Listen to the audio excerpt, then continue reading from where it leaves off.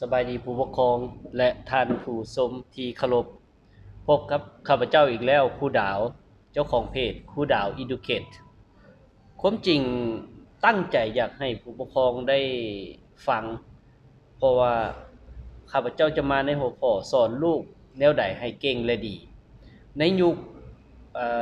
4.0 นี่ยุคแห่งข้อมูลข่าวสารยุคแห่งความไวทุกสิ่งทุกอย่างมันเป็นสิ่งที่สำคัญที่ว่าในเวียกงานการศึกษาอยากให้ผู้ปกครอง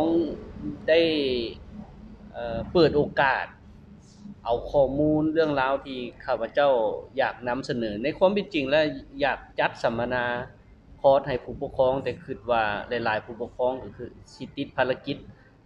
แล้วก็สิบ่ค่อยมีเวลามาร่วมในงานแต่ว่าจะอัดคลิปเป็นระยะและสิอั่นน่ะส่งให้ผู้ปกครองและท่านผู้ชมที่สนใจอยากสอนลูกแนวใดให้เก่งได้ดีซึ่งมันเป็นสิ่งที่สำคัญในยุคแบบนี้เพราะฉะนั้นพวกเขาต้องเข้าใจและมีการช่วยกันเป็นระยะข้าพเจ้าคือว่ามันเป็นสิ่งที่จำเป็นอย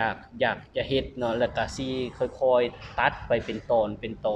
บ่อยากให้มันยาวเกินไปเอ่อแต่จะคัดเอาแต่สิ่งที่สำคัญเนื้อหาที่สำคัญในเป้าหมายที่ว่าเวียกงานการศึกษาในยุคปัจจุบันนี้เป็นสิ่งที่สำคัญและจำเป็นที่สุดเพราะฉะนั้นเราต้องมีข้อมูลและความรู้เพราะเป็นแนวทางในระดับหนึ่ง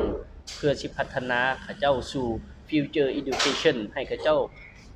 สามารถมีคุณภาพในการดำเนินชีวิตได้อย่างแท้จริง